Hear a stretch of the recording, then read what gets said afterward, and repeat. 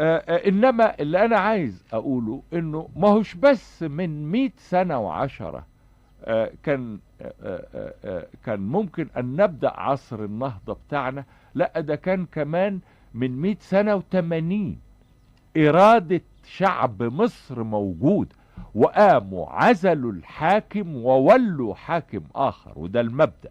مش معناها انه محمد علي، انا بقول هذا انه علشان اقول ان محمد علي كان مطلوب للشعب. لا، الشعب وقتها لو انه يستطيع ان يعين حاكم منه من الشعب لعينه. انما مرحلة الصراعات ومرحلة